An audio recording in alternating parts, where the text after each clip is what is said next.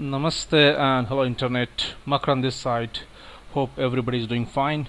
Today, so let's talk about whereabouts of your money. No, I don't want to know where your money is. I'm talking about this particular tweet. Lately, I'm seeing a lot of posts like this on social media. People, actually are expiring because of COVID, etc., and the families are kind of stuck because they just are clueless about where all their investments, stocks, bonds, etc., are. So, in short, where the money is exactly lying. Uh, Now, I will be sharing today my method or technique of how I am sharing my financial investment history, etc., with my family. uh, I work in the field of open source and cloud compute, right? So I always like paperless things. I use Google Drive, which is Google's cloud-based offering. Security is obviously number one concern when you are, accessing a data online. So I have enabled something called as two-step verification or two-factor authentication. uh, this is not a new concept, but in addition to the password, which is a layer 1, you actually need to enter something which you already have.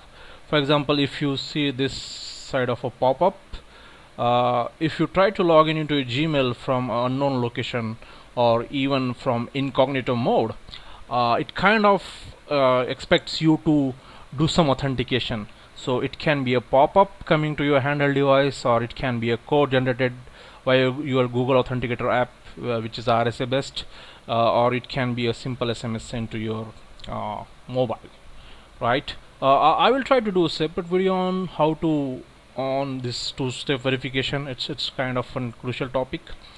So what the approach here is kind of simple. You create a folder on Google Drive. You share that folder with your family members or your trusted people's Gmail IDs. Make sure you ask them to enable two-step authentication on their Gmail as well. Then it kind of becomes more secure. And in that folder you can create PDFs, sheets, or you can put up screenshots, you can create online documents, you can do a lot of things there. So I will try to show some of them. So this is a dummy data. You will have a folder something like demo money investments. If you right click this folder, you can basically add as many as accounts you want into this folder. So let's say abc@gmail.com, right? And then you can decide whether this email will have what level of access. Editor is something which you can control everything. Viewer is fine in most of the cases of the commenter. You can add multiple emails, and that's how it will go. Now inside the folder you can again have multiple folders, multiple spreadsheets, multiple PDF files. I normally kind of keep a readme file which kind of gives the summary of what exactly is inside the folder, right? So you need to put a little bit of efforts from your side and keep updating this. Back to this folder.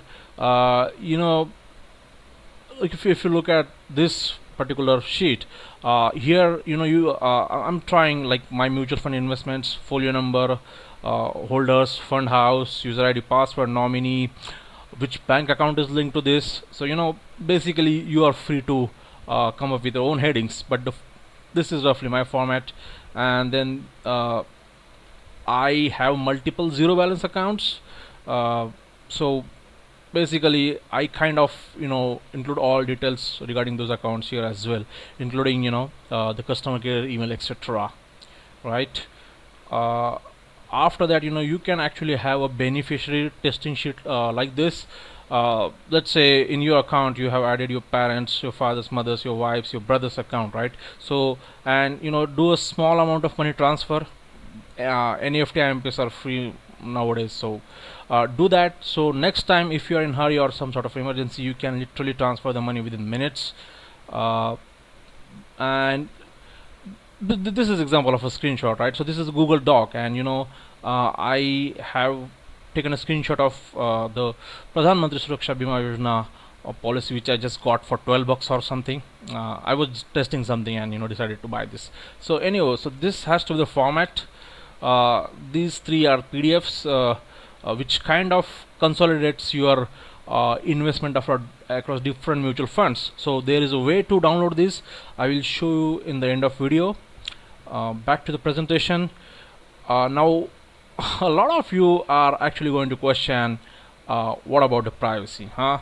So I mean, look, if you are connected to internet all the time, right? I mean, with your handhelds and with the internet being so cheap, right? So privacy has become a kind of illusion than reality. And you are using Gmail for a lot of stuff, right? So basically all these big tech giants have a lot of your data with them already, so don't bother much. I am all up for privacy. In fact, I am very privacy centric individual, but in reality they have a lot of your data. For example, Google have your location history, your via maps, etc. They know, they exactly knew where were you on this particular day, that sort of stuff, right? So obviously I don't think there is going to be much harm if you're going to do it this way. And anyways, they have SSL and all those certs for their services, right? So your communication is encrypted anyway with them. One more thing, there's a thing called inactive account manager for your Google, right? So if you just go to myaccount.google.com/inactive, you basically can set a method what will happen to your data if you don't log in into email for certain amount of time. So for me, I have set it to 3 months. If I don't log in into my Google account for 3 months, all of my data's ownership will be transferred to my wife and my brother.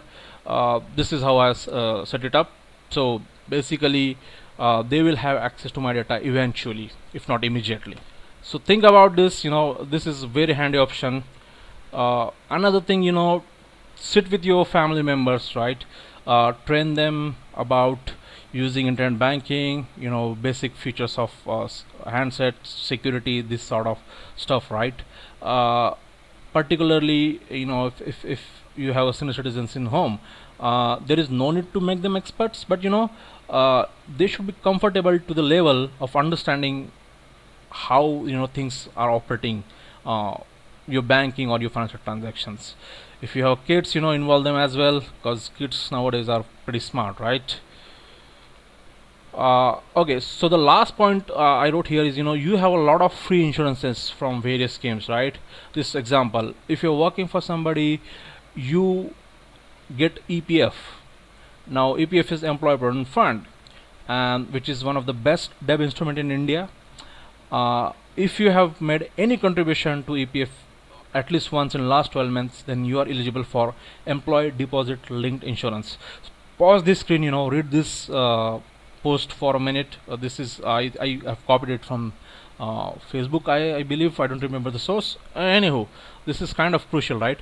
Another example is, if you are using a RuPay debit card, right?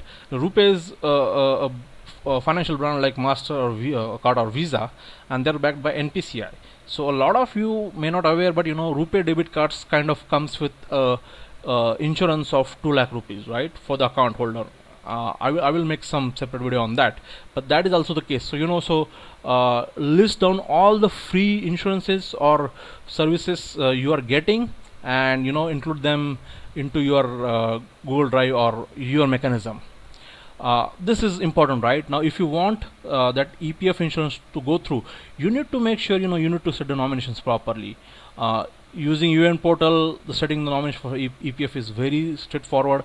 And, check your LIC's policies, check your mutual funds, make sure the nomination is pretty correct, and always try to add your wife or somebody from your family as a second account holder into various your investments. So for example, I purchased RBI's 7.75% bond last year, where I added myself as a secondary holder and my brother is a nominee for that account, right? So it's like a multi-layered approach. So what happens, the taxation will always be a liability of the primary holder. The secondary holder won't face any tax issues whatsoever, right? So let me show you how can you get the mutual fund statements. Now if you just Google annual mutual fund statement, right, and if you come to Association of Mutual Funds of India page, you can actually click on the CAMS link, and here you can enter your email, PAN if you want, or your password, and using your email and PAN it will fetch all your mutual fund transactions for the particular financial year from different fund houses. So you can tweak these options to get all these statements. If you have any questions, feel free to comment below. I would be more happy to answer them. I hope this has been informative to you. Thanks for watching. Stay safe.